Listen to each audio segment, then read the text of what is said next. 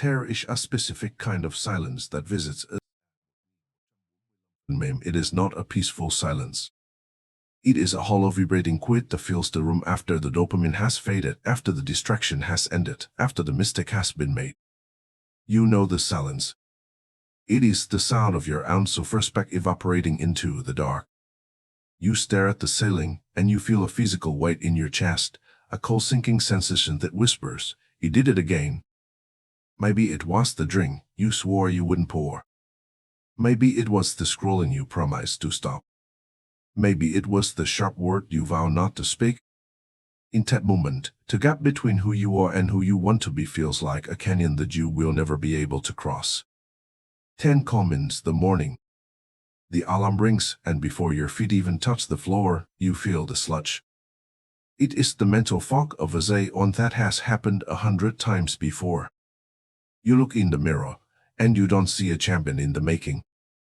You see someone who cannot be trusted. You tell yourself, this time will be different.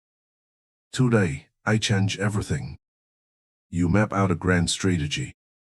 You will wake up earlier, work harder, eat cleaner, and live further. You decide to sprint up the mountain. But here is the truth that the ancient Stoics and the masters of Japanese philosophy agreed upon. The reason you are failing is not because you are weak. It is not because you lack willpower. You are failing because you are trying to be a superhero before you have learned to be a human. You are trying to live when you need to walk. Welcome to this quiet corner of the internet. I am glad you are here. Today, we are going to dismantle the heavy machinery of guilt you have been carrying. We are going to look at the Japanese art of Kaizen, the practice of continuous, invisible improvement, and we are going to weld it to the iron backbone of Stoicism. We are going to learn how to conquer the big demons by doing things so small they almost feel like cheating. Let us begin with the diagnosis. We fall into the trap of the big leap. It is because we are in pain. When we look at our bad habits, we feel a deep sense of dissatisfaction with they had our current self. We judge our present reality as unbearable. And because the pain is sharp, we want a cure that is immediate. We want the transformation to be dramatic because we believe a dramatic problem requires a dramatic solution. The Stoic teacher Epictetus warned his students about this impatient desire. He would say, "No great thing is created suddenly, and more than a bunch of grapes are a fig. If you tell me that you desire a fig, I answer you that there must be time. Let it first blossom, then bear fruit, then ripen." You see, when you try to overhaul your entire life in a single day, you are demanding the app ego without waiting for the blossom. You rely on motivation, and motivation is a fickle friend. It screams loudly on Monday morning but is silent by Wednesday afternoon. When the motivation fades and it always does, you are left with the sheer weight of the mountain you decided to climb. And so, you collapse. And the cycle of shame begins again. We need a different way. We need to lower the bar. In Japan, after the devastation of the Second World War, the country had to rebuild itself from ashes. They did not go through magic or sudden miracles. He adopted a philosophy called Kaizen. Kai means chance, and Zen means good. But in practice it means change for the better, realized through tiny, incremental steps. It is the belief that a 1% improvement, repeated daily, is more powerful than a 100% improvement that lasts only a week. It parallels the concept of the pro-captain in Stoicism, the one who is making progress. The Stoics not claim to be a sage, perfect and finished. The Stoic is simply someone who is a little better today than they were yesterday. But before we can build these new systems, we must understand why the old ones have such a grip on you. We must look at the anatomy of your impulse. Marcus Aurelius, the philosopher king, often used the technique to strip things of their power. He would look at a fine vintage wine and say, "This is fermenting grape juice." He would look at a purple emperor's robe and say, "This is just wool dyed with shellfish blood." And strip away the story to see the raw reality. We must do the same with your bad habit. What is it, really? You are not addicted to the scrolling, or the sugar, or the procrastination. You are addicted to the relief it provides. The habit is just a clumsy attempt by your brain to solve a problem. Usually, that problem is stress, boredom, or a feeling of helplessness. When you feel the urge tightening in your chest, your brain screams, "I need to change how I feel right now." And it knows that this bad habit is the quickest path to changing your state. It is a shortcut. The problem is not that you are a bad person. The problem is that your brain lost efficiency, and it has learned that this habit is the most efficient way to numb the pain. But this brings us to the most dangerous lie we tell ourselves, the all or nothing lie. How often have you thought, well, I already ate one cookie, I might as well eat the whole box and start again on Monday? Or, I missed my morning workout, so the whole day is a wash? This is perfectionism masquerading as discipline. It is a fragile, brittle way to life. The Stoics taught the dichotomy of control, understanding what is up to us and what is not. When you demand perfection from yourself, you are trying to control the outcome of being perfect rather than controlling the effort of showing your best right out. When you operate with an all or nothing mindset, a single slip becomes a catastrophe. You treat a small stumble like a fatal fall. You drop a teacup and instead of sweeping it up, you smash the rest of the zinaware in a rage. It sounds absurd when we put it that way, doesn't it? Yet this is actually what we do to our souls. We need to replace this brittle perfectionism with something flexible, something durable, something like the slow, steady growth of a tree which survives the storm not because it is rigid, but because it has deep roots and knows how to sway. So how do we begin this slow climb? How do we apply this Kaizen cure to the chills of our modern lives? It starts with the math of the 1%. Imagine for a moment 2 lines on a graph. One line shoots upward dramatically, speaking high, but then crashes just as fast. The other line is almost flat, curving upward so gradually that if you looked at it day by day, you wouldn't even notice it moving. The first line is your own strategy. The second line is Kaizen. Mathematically, if you improve by just 1% every single day for a year, you're gonna end up 2 or 3 times better. Because of the compound effect, you end up 31 times better. 31 times. That is the power of accumulation. It is the philosophy that says you do not need to conquer the world today. You just need to conquer this heart. Seneca, the great Stoic statesman, spoke of this when he said, "We are not given a short life but we make it short, and we are not ill-supplied but wasteful of it." We waste our energy trying to make massive leaps, failing, and then spending weeks recovering from the shame. The Kaizen approach asks you to slow down.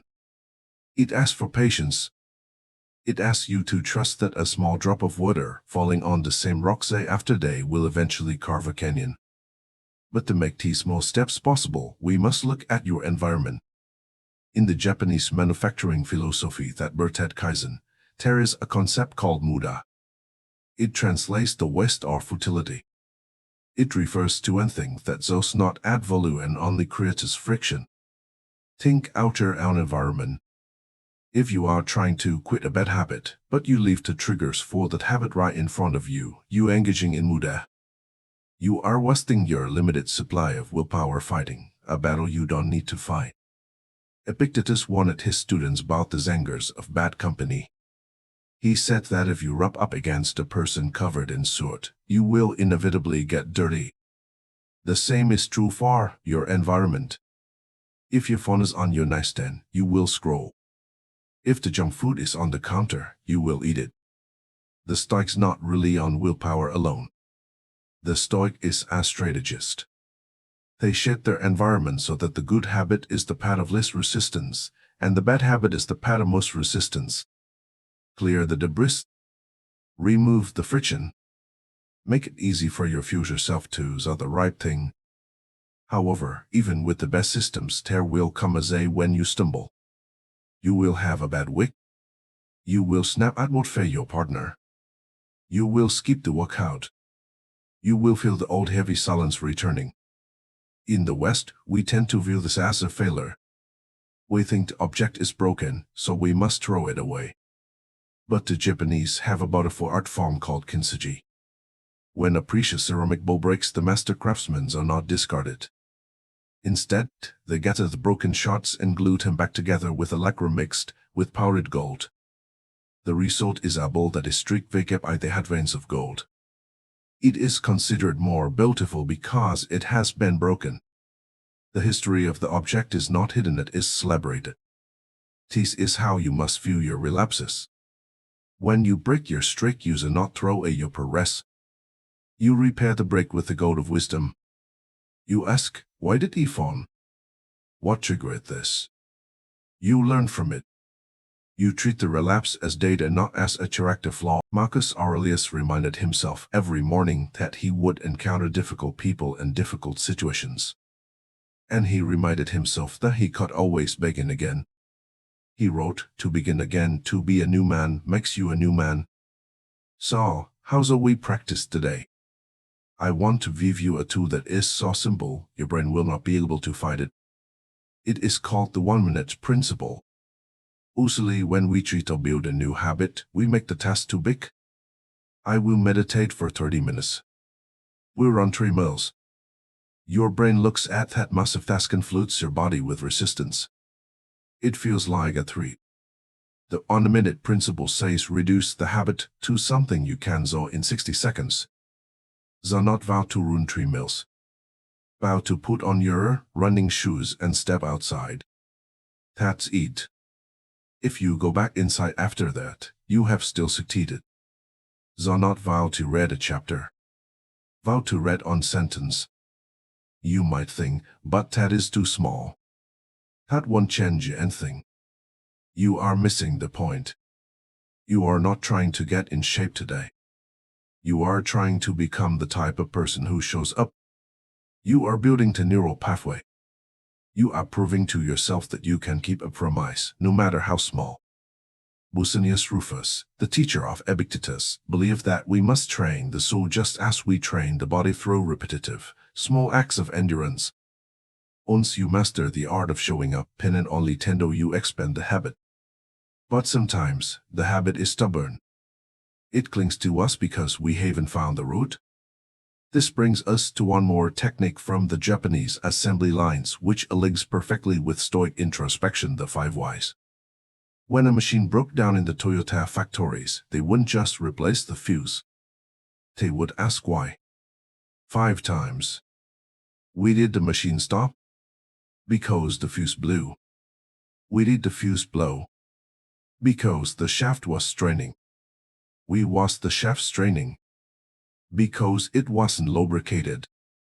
Why was it lubricated? Because the pump is broken. Why is the pump broken? Because no one cleaned the filter. The root cause wasn't the fuse, it was the filter. Apply this to your bad habit. Why did I scroll on my phone for 2 hours last night? Because I felt anxious. Why did I feel anxious? Because I have a deadline approaching. Why does the deadline scare me? Because I'm afraid my work is too good enough. Why do I feel it's not good enough? Suddenly, you are not fighting a phone addiction. You are dealing with a deep-seated fear of judgment. That is where the Stoic work begins.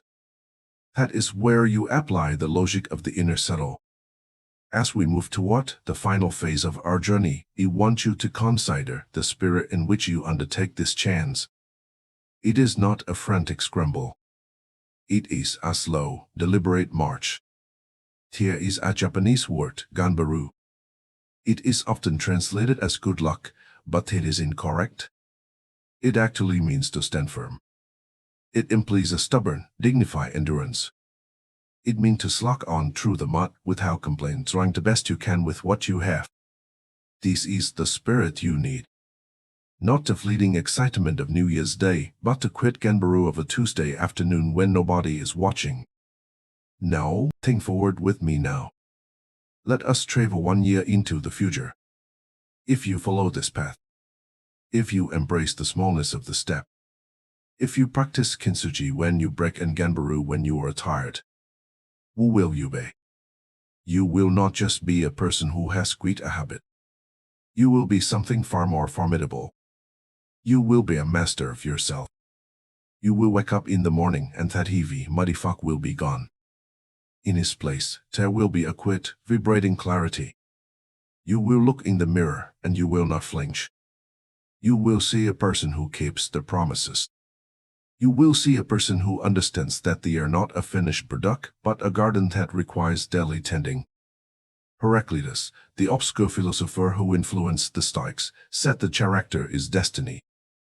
Rechanging your habits, slowly and methodically, you are not changing your routine. You are editing your destiny. You are rewriting the code of your fate, one line at a time.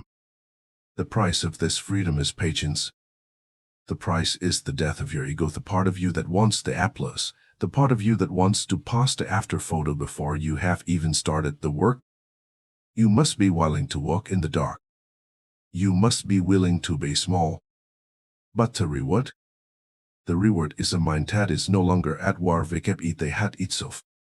The Stoic called this ataraxia, an untroubled mind. A fortress that cannot be shaken. When you stop fighting the reality of who you are, and instead start working with your nature through these small, compassionate systems, you find peace. You begin to love the journey. You begin to practice amor fati, a love of fate. You love the stumble because it taught you balance. You love the difficulty because it gave you strength. The silence at 1145 phần mềm chance. It is no longer a hollow, accusing silence. It is a rich, restful stillness. It is the peace of a soldier who has checked the perimeter, locked the gates, and knows that the inner citadel is secure. So, here is my final question to you. Are you ready to stop sprinting? Are you ready to stop punishing yourself for not being a superhero and start respecting yourself enough to take one small step? You do not need to change your whole life today. You just need to change the next minute. If this message found you at the right time, if you are ready to embrace the slow, powerful climb here at the Stoic Sanctuary, then I invite you to set your intention. Go down to the comments and simply write the word stillness. Do not write it for me. Write it for yourself.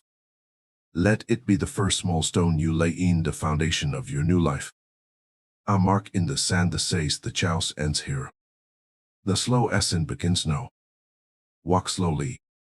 Stand firm. And remember, the obstacle is the way.